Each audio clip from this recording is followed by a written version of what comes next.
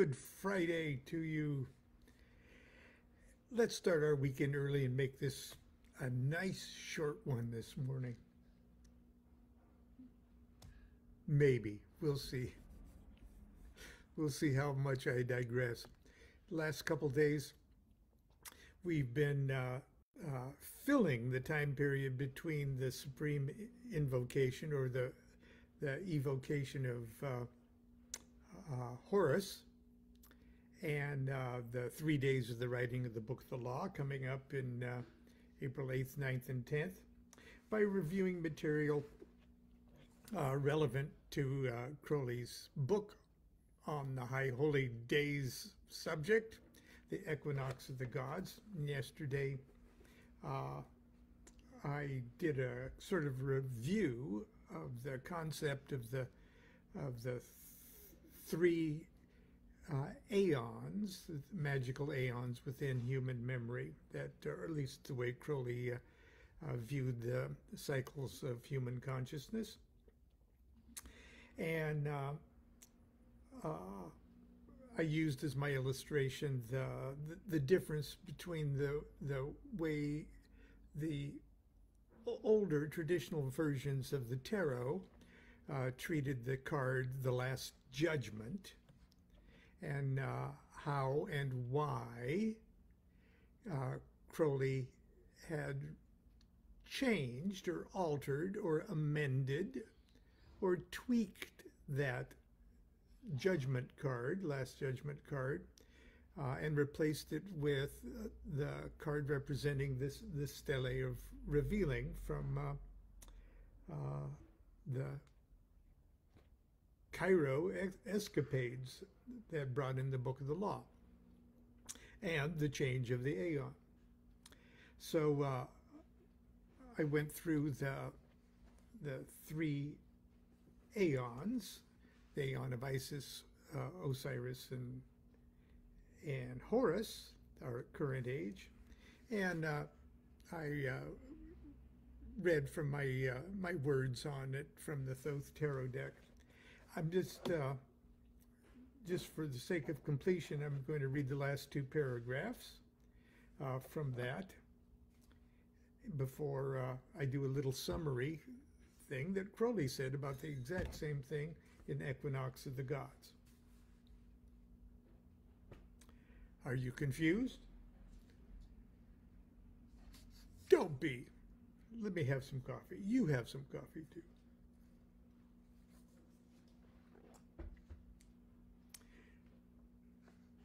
Okay. It's important for us to remember that the traditional images of the tarot were developed during the Aeon of Osiris. So when you've got, say, the most popular tarot deck in your hands, the one attributed to Arthur Edward Waite, the one that's beautifully and ingeniously drawn by Pamela Coleman Pixie Smith, you're holding an old Aeon deck in your hand. Nothing wrong with that. It's a perfectly good deck. But it's an old Aeon deck. Especially when you focus on the Judgment card, the Last Judgment card. Okay, like DuQuette said, it's important for us to remember that the traditional image of the tarot were developed during the Aeon of Osiris, an age when it was universally accepted that the sun died every night and was magically reborn each morning.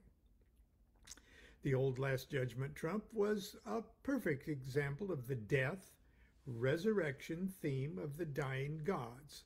As we will see in the Aeon trump of the Thoth Tarot, Crowley has now replaced the images of the old formula, resurrected corpses rising from graves on Judgment Day, with new images, the deities pictured on the stele of revealing, images that reflect the forces at work at the dawn of the New Age.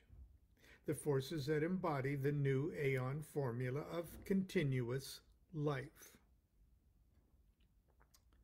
This is the good news of the book of the law. Remember, gospel is another word for good news. This is the good news of the book of the law. This is the good news of the Aeon of Horus. The Thoth Tarot is arguably the most brilliant and beautiful attempt to convey the images and color of this universal prophetic message. Each card in the deck is set like a stained glass window in a magnificent cathedral erected as a celebration of evolving human consciousness. Every person who views them is touched in different ways. Some may wish to meditate on the story they tell. Some may feel impelled to dissect each image minutely. Others may simply want to bathe in the light and the colors. No one, however, leaves this cathedral of the new Aeon untouched by the experience. So, if you don't have a deck of Thoth Tarot cards, you're missing out on a powerful, wonderful, beautiful, magical object of art. Even if you're not interested in tarot or magic or anything else, it's a pack of wonderful magic. Anyway, that being said, I'm talking about a lot about evolving consciousness and the new age bringing in an expansion of human consciousness. And the first thing we might observe is that the world is going to shit around us. Does that mean that does that negate the fact that we're in the next phase of human consciousness? I think not. Look at it this way. Yeah, the world is going to shit all around us.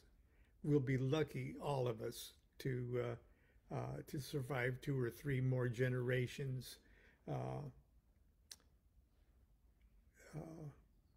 in a recognizable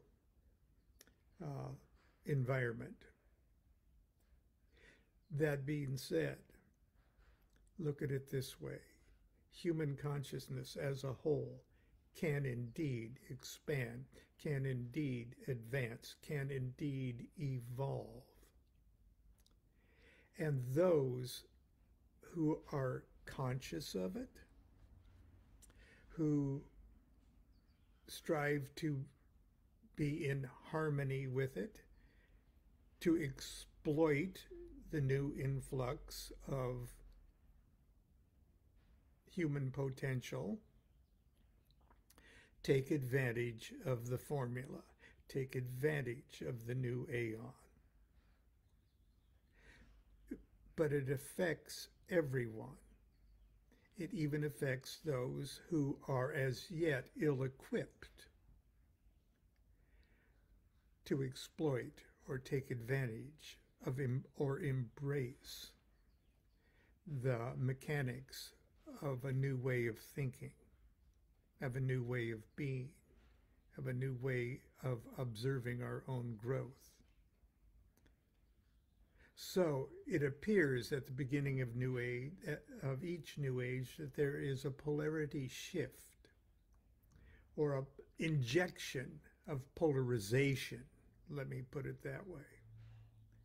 That the idiots can't handle the influx of the new way of thinking, and they go bonkers for a while and make things very unpleasant for both themselves and everybody else.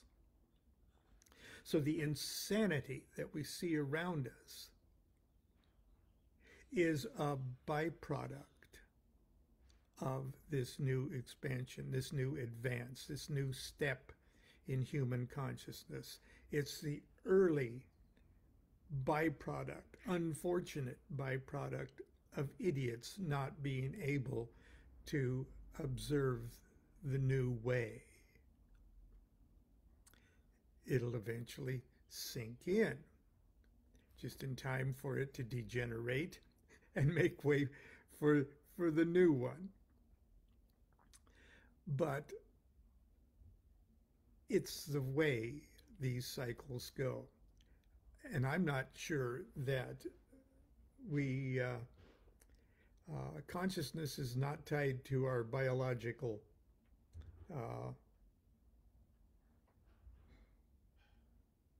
vehicles. And I'm not sure our biological vehicles will survive this new one intact. But let's hope that it does. Be that as it may, here's what Crowley says as a summary of the case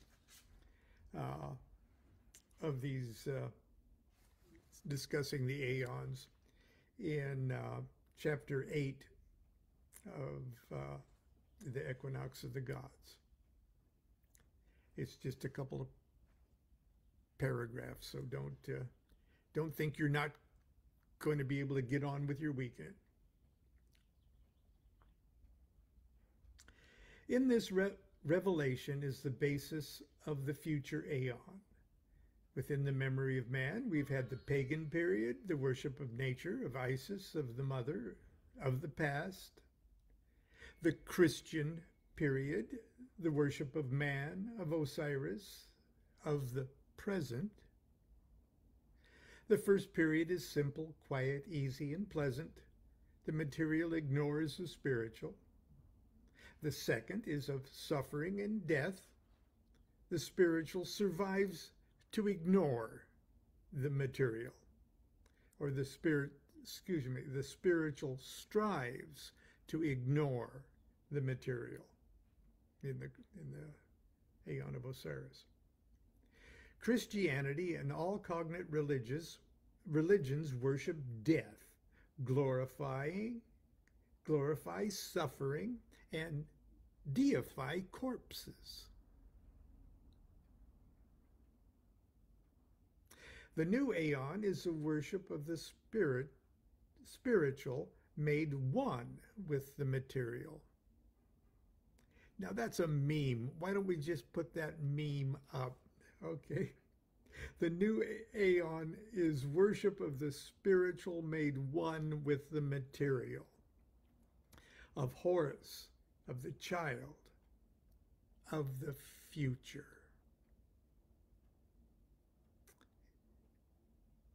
Just to review, Age of Isis past, worship of the past, Age of Osiris, worship of the present, New Aeon, worship of the future. Isis was liberty, Osiris bondage, but the new liberty is that of Horus. Osiris conquered her because she did not understand him.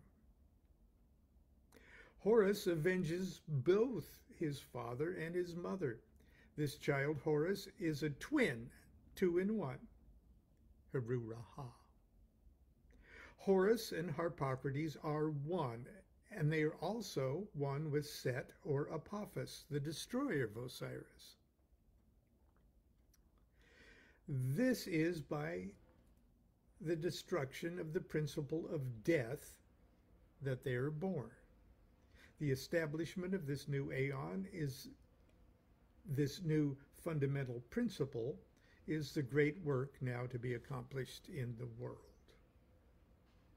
Frater Perdurabo, to whom this revelation was made with so many signs and wonders, was himself unconvinced.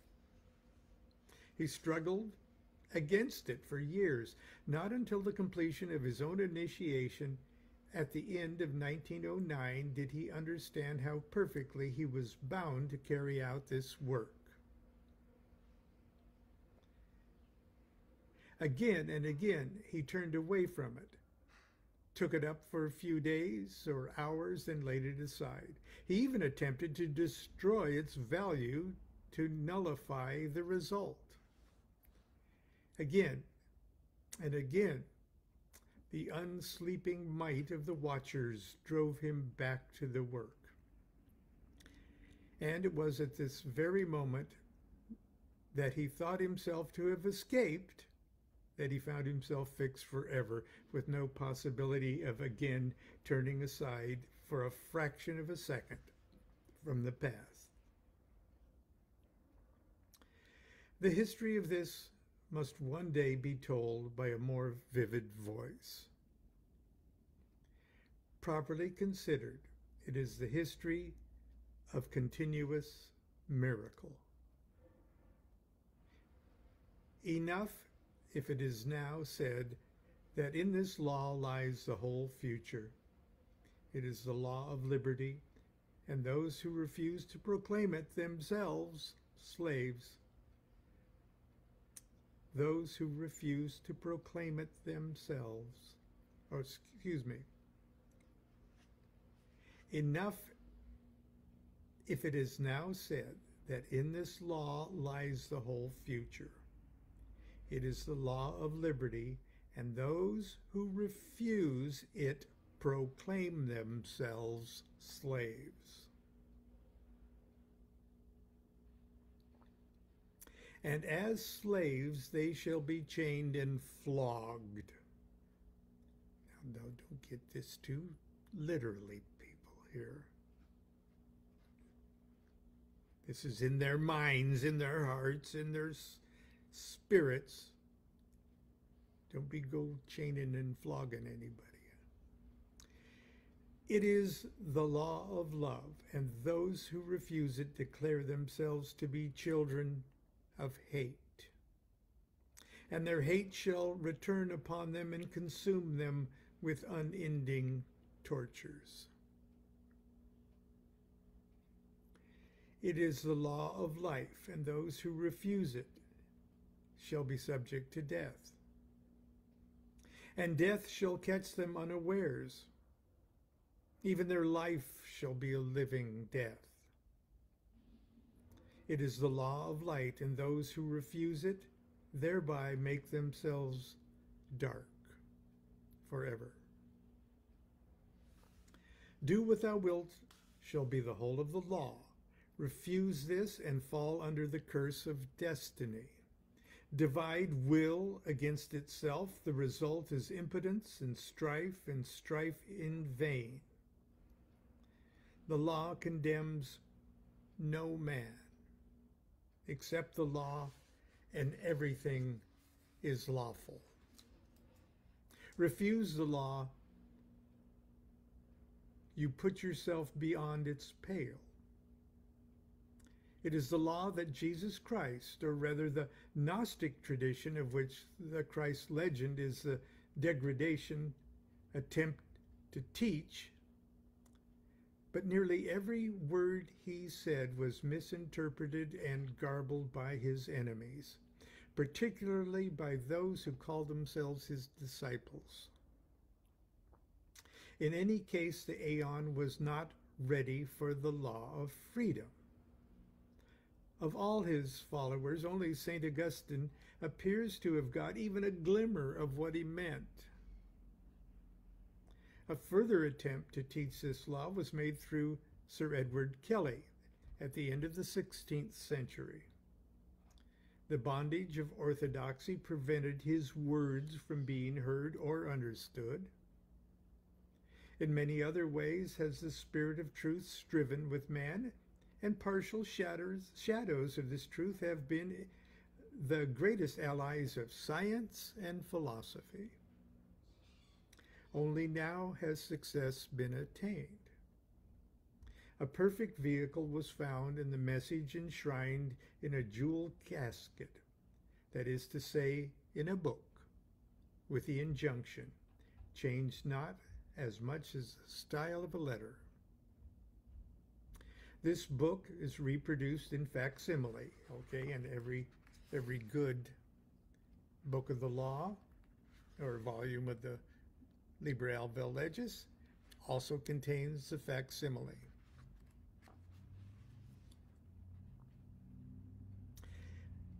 This book is reproduced in facsimile in order that there shall be no possibility of corrupting it. Here, then, we have an absolutely fixed and definite standpoint from which the foundation of a universal religion. We have the key to the resolution of all human problems, both philosophical and practical. If we have seemed to labor at proof, our love must be the excuse for our infirmity. For we know well that which is written in the book, quote, "Success is your proof." We ask no more than one witness, and we call upon time to take the oath and testify to the truth of our plea. Wow. I'm going to, I've just finished up the expansion of a new edition, a new edition, a new expanded edition of my novel, Accidental Christ. So for the last few months, I've been wading in the fictional events of my own mind about Jesus and his message and all of that.